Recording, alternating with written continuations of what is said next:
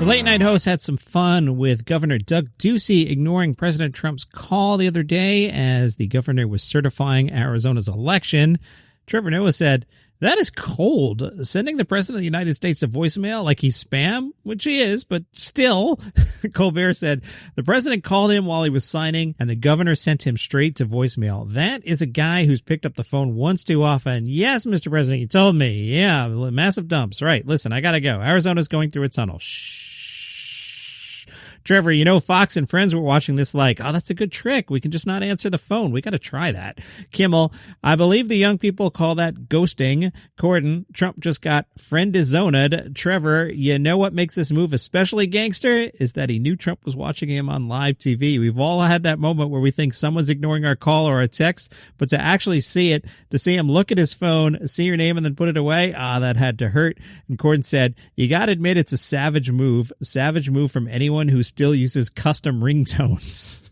Hey, here's a pro tip. If you host a podcast, put Ricky Gervais's name in the title and you'll get extra downloads. That's what one host did, and he read from the Daily Mail saying Ricky Gervais thought he was going to die after he almost choked on a smoothie. Can you smell the clickbait? I did. Ricky said he sent his partner Gene Fallon into a panic when he couldn't breathe after taking a gulp of a smoothie in a hotel where he was filming his Netflix series Afterlife. He told the Daily Mirror, "I was just going down to the hotel to film Afterlife, and I had a smoothie. I must have coughed or breathed, and then I couldn't breathe. I started choking, and I couldn't breathe, and my throat closed up, and I went on the floor, and Jane was worried, and then eventually I got a little bit of air in." Can you imagine if you tune into this podcast one day, and I'm like, Ricky Gervais has passed away at the age of 59. He has choked on a smoothie. I mean, it's not funny, but he didn't actually choke on a smoothie, so yeah, it's friggin' hilarious. Ricky, I've seen your comedy. You know it's a funny bit. Trevor Noah spoke to GQ, and he said, "The one trapping of America that I realized I was starting to slip into is that America believes that you're perpetually poor.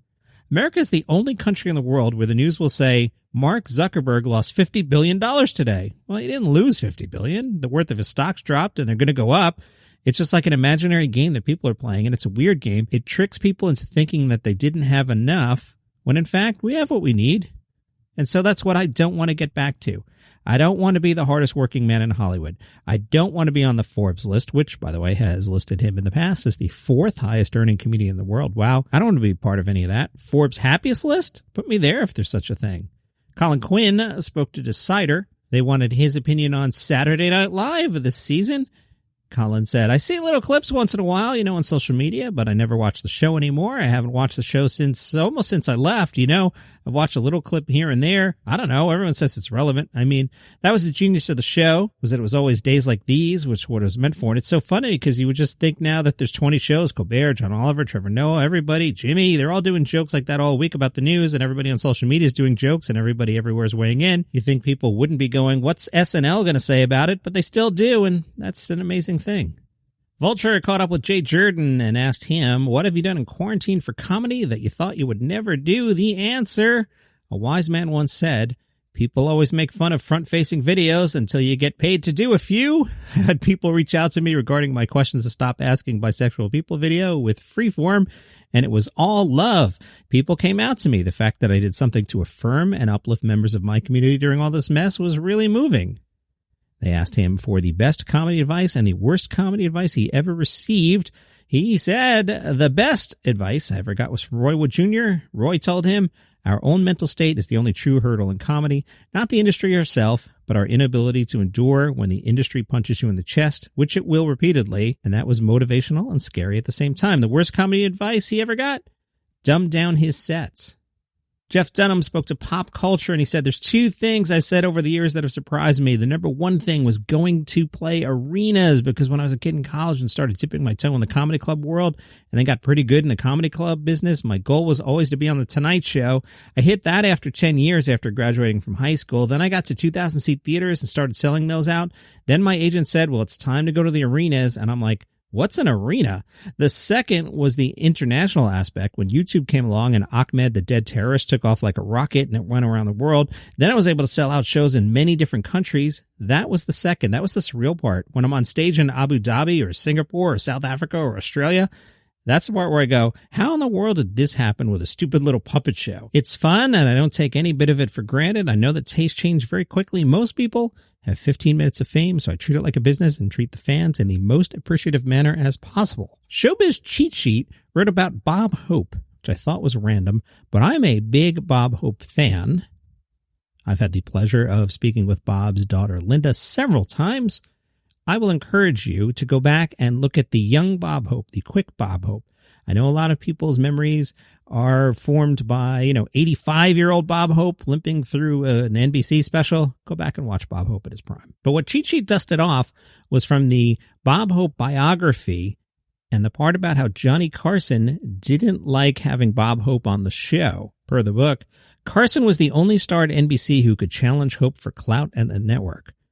Hope had been a primetime powerhouse for NBC since 1950, and NBC considered Hope still the king, meaning Carson had to defer. So for Johnny Carson's Tonight Show, it meant that Bob Hope could virtually book himself on The Tonight Show whenever he had something to promote, which seemed to be all the time. Carson apparently resented that.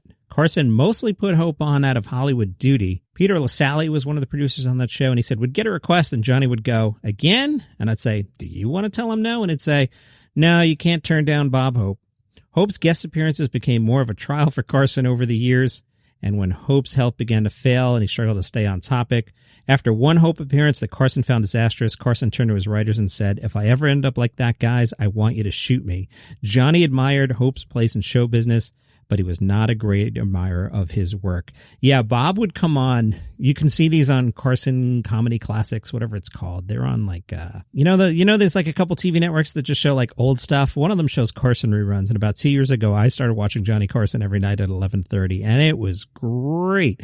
Even if the jokes are timely dated, Johnny is just so strong. But Bob Hope would show up, and Johnny would try and have a real conversation, and Hope is one of those guests, and I've talked about this on the podcast recently. There are the guests who have conversations, and there are the guests who would do their bit. So you try and have a real conversation with Bob Hope. And again, I love Bob Hope. And it'd be like, yeah, hey, how about that Nixon, huh? Punchline, punchline, punchline. And it's just like, okay, but this isn't a real conversation. So Hope on Carson, yeah, not the best guest, but Bob Hope's career overall, awesome. Now back to this line that Johnny said, if I ever end up like that, guys, I want you to shoot me. Now remember, when Johnny stepped down from The Tonight Show, we saw him one more time, once. He appeared on Letterman, and then that was it. You have no memory of old Johnny Carson. You have no memory of a failing Johnny Carson. You have no memory of Johnny past his prime. Johnny walked off on top, and that is the memory he left you with. Tomorrow on the podcast, an interview with comedian Jeremy Nunez. I think you're going to come away liking him a lot. I could have talked to him for a really long time. Now stay tuned to the end. You'll find out why I wrapped the interview. You'll find out why I was pre-recording a bunch of episodes, like 2 weeks ago, and you'll see what's going on. Stay for the end, but Jeremy Nunez was really cool. He's got a new special on Amazon that you should check out. And while I'm here, let me plug the Weekly Comedy Thing. That's the show I host on the Live by Live app. That app is free, Live by Live, Live X Live, if you're typing it into a browser. On there, you'll find several comedy radio stations, which I program, and the Weekly Comedy Thing, which is kind of like this show, but different. On that show, I go a lot shorter with the news stories, and I play bits. This podcast actually came from me working on that show. I've been doing it for like 5 or 6 years, and every week I'd be like, I have all these stories. Like, how would I possibly tell a 4-minute Johnny Carson Bob Hope story? I can't on that show, but on this podcast I can. On the flip side, because of like rights and royalties and stuff, I can't play comedy bits here, but I can there. So as an example, if I tell a story about John Mulaney on that show, then you hear a John Mulaney clip. So it's called the Weekly Comedy Thing. It's on the Live by Live app, and you can listen for free. Just grab the app. Your phone's already in your hand. Just do it, man. Follow this show, Daily Comedy News, on Spotify, or subscribe on Apple Podcasts, or wherever you get your shows. Back tomorrow with Jeremy Nunez.